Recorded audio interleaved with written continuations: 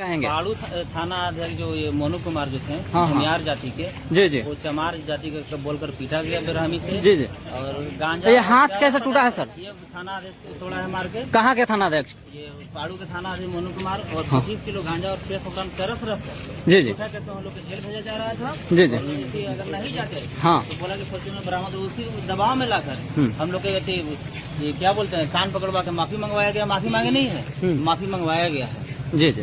और वो बोला कि या तो माफी मांगो ना तो गांजा और चरस में जेल भेज देंगे। अब अगर मोनू कुमार का औकात है तो गोल्डन दास को अकेले गिरफ्तार करके हमसे माफी मंगवा ले। ये सोलो को बचाने के लिए हमको माफी मांगना पड़ा। माफी मांगे नहीं है, ना डरे हैं और ना डरेंगे। चलिए ठीक। हुए हैं, जानने की कोशिश करें कहाँ से आई हैं, क्या नाम है आपका? मेरा नाम पूनम है और हम हरियाणा से आए हैं। हरियाणा के साथ साथ अलग राज्यों से भी हमारे साथी यहाँ पर पहुँचे हैं। किस लिए आई हैं आप लोग यहाँ पर? आप सभी को बता दें कि पिछले कुछ दिनों से अगर देश के अंदर हम देखेंगे तो महिलाओं पर जिस तरीके की एट्रोसिटी बढ़ रही है और दलित वंचित शोषित समाज पर जिस तरीके के अत्याचार यहाँ पर हो रहे हैं और गोल्डन दास की अरेस्टिंग जिस तरीके से की गई, उसके साथ साथ 16 और बहुजन समाज के युवाओं को जिस तरीके से गैर कानूनी तरीके से अरेस्ट किया गया, आज उन्हीं की रिहाई को मांग को लेकर हम यहाँ पर पहुंचे हैं और पूरे प्रकरण की सीबीआई के माध्यम से जांच हो और गोल्डन दास के साथ साथ जो 17 और युवा साथी जिनको अरेस्ट किया गया है उनकी रिहाई की मांग को लेकर आज हम यहाँ पर जंतर मंतर पर पहुंचे हैं। आप गैर कानूनी कह रही हैं, कैसे गैर कानूनी कह रही हैं? देखिए, प्रोटेस्ट करने की आजादी हमें भारतीय संविधान देता है। हम अपनी आवाज को बुलंद कर सकते हैं, अन्याय के खिलाफ हम लड़ सकते हैं, न्याय पाने के लिए हम आवाज उठा सकते हैं। लेकिन गोल्डन दास को जिस तरीके से अरेस्ट किया गया, जिस तरीके से बिहार पुलिस प्रशासन ने उन पर आरोप लगाए कि वहां पर उनका जो उग्र भाषण रहा, उसके बाद में हिंसा भड़की, वहां पर तोड़फोड़ की गई, घरों के अंदर लूटपाट की गई, तो हम बिहार प्रशासन से ये सवाल करना चाहते हैं कि जब गोल्डन दास के द्वारा ये एडमिट करवाया गया कि उनके द्वारा जो भाषण दिया गया वो उग्र भाषण था या फिर उनको उस मैटर की जानकारी नहीं थी, तो फिर जो सामाजिक संगठन है, जो सामाजिक जो लोग हैं, वो चाहते हैं कि बिहार पुलिस प्रशासन वो वीडियो भी सभी के सामने लेकर आए, जिसके बाद में गोल्डन दास ने जो उग्र भाषण, जो बिहार पुलिस प्रशासन जो आरोप लगा रही है और उग्र जिस तरीके से उन्होंने दिया, प्रेस कॉन्फ्रेंस के माध्यम से जो स्टेटमेंट दिलवाई गई, जो एडमिट करवाया गया, वो गैर कानूनी है। अगर उन्होंने कुछ गलत किया था तो कानूनी रूप से उनके ऊपर कार्रवाई करते। किसने उनको अधिकार दिया कि आप प्रेस मीडिया कॉन्फ्रेंस कराकर उनको एडमिट करवाने के लिए मजबूर करें? गोल्डन दास ने गलती भी एक्सेप्ट किया है कि हाँ हमसे गलती हुई है। जहां तक हमने जो गोल्डन दास का वीडियो देखा और जहां तक जो 16 और समाज के जो साथी थे उन्हें जिस तरीके से अरेस्ट किया गया, हम नहीं मानते कि गोल्डन दास ने वो अपनी मर्जी से एडमिट किया। जरूर उनके साथ, उनकी वीडियो में भी साफ दिखाई दे रहा था कि उन्हें मजबूर किया गया, उनके साथ मारपीट की गई, उसके बाद में उन्होंने ये एडमिट मजबूरी से और जबरदस्ती से और मारपीट कर कर उनको ये एडमिट करवाया गया वीडियो था उनका। गोल्डन दास का जिस तरीके से पुलिस प्रशासन के साथ जो व्यवहार रहता है, सब लोग कह रहे हैं कि ठीक या पुलिस से ज्यादा ही उलझता था, आदमी बजा अरे तरह बोलता था। देखिए, बहन बेटियों के प्रति अगर दिल के अंदर कोई दर्द रखता है तो उसको जब बहन बेटियों की इज्जत पर कोई बात आती है, आप देखेंगे उत्तर प्रदेश, बिहार, मध्य प्रदेश, राजस्थान, आए दिन इन क्षेत्रों के अंतर्गत देखेंगे तो नाबालिग लड़कियों को, खासकर दलित वंचित शोषित समाज की लड़कियों को जिस तरीके से टारगेट किया जाता है, रेप किया जाता है, मर्डर किया जाता है और जिस तरीके की शोषण की घटनाएं हमारे सामने निकल कर आती है, तो बहुजन समाज के वो युवा जो दलित समाज की बहन बेटियों के प्रति, देश की बहन बेटियों के प्रति अपने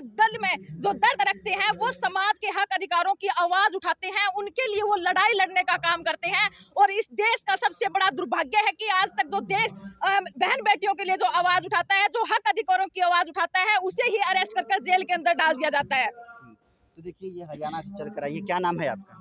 मेरा नाम सुदेश है, हरियाणा से आए हम भी, हिसार से। गोल्डन दास की गिरफ्तारी को कैसे देख रही हैं? गोल्डन दास की गिरफ्तारी जिस हिसाब से पुलिस प्रशासन ने जिस हिसाब से की है, जो गोल्डन दास भाई जो अपनी बहन बेटियों की आवाज को उठा रहे थे और उनका यही मानना था कि जो आरोपी जो इतनी बड़ी घटना को अंजाम दे देते हैं और वो आरोपी खुले सरेआम घूमते रहते हैं, क्या वो सही है? जिस प्रकार से हम हमारी आवाज को बुलंद कर रहे हैं, शोषित वंचित समाज की आवाज को बुलंद कर रहे हैं और उसके साथ में जिस प्रकार से पुलिस प्रशासन बिहेव करती है उसके साथ में, तो ये बिल्कुल गलत है। तो जिस प्रकार देखा गया गोल्डन दास को, तो उन्होंने बिल्कुल भी ऐसा कोई काम नहीं किया। उन्होंने जिस प्रकार हमने जहाँ तक वीडियो देखी तो पुलिस प्रशासन खुद ही वहाँ पर खड़ी बाइकों को तोड़ रहे हैं, और जब गोल्डन दास को गिरफ्तार किया गया उसके बाद में पुलिस प्रशासन उनके ऊपर हंस भी रही है, और हमने उनका वीडियो भी बनाया। देखिए पुलिस तो कह रही है कि गोल्डन दास ने उग्र भाषण दिया जिसकी वजह से उनके समर्थक उग्र हो गए और तोड़फोड़ करने लगे घरों में घुसकर। ऐसा कोई वीडियो गोल्डन दास का सामने नहीं आया जिस वजह से किसी के घर के अंदर घुसकर उन्होंने चोरी की हो, तोड़फोड़ की हो, सामान को बिखेरा हो, या फिर कोई ऐसा उग्र भाषण उन्होंने दिया हो। वो तो अपने समर्थक जो गोल्डन दास के साथ आए हुए थे उनको भी यही कह रहे थे कि पुलिस प्रशासन के सामने हमने ऐसा कोई भी बयान नहीं देना है या फिर ऐसा कोई भी उग्र काम नहीं करना है जिससे कि प्रशासन तो ज्यादा ही मतलब गुस्से में हो जाए या फिर कोई ऐसा काम हो जाए। लेकिन जब वहाँ पर थाना अध्यक्ष आते हैं तो उनको गोल्डन दास समझाने का काम करते हैं कि जब रूपा बहन को उठाया गया तो वो अपहरण वाला वो मामला कहाँ पे है, वो आपने धारा क्यों नहीं लगाई। इस प्रकार के कानून की बात वो कर रहे हैं कि जो आपने धारा लगानी थी वो धारा आप लगा नहीं रहे हो।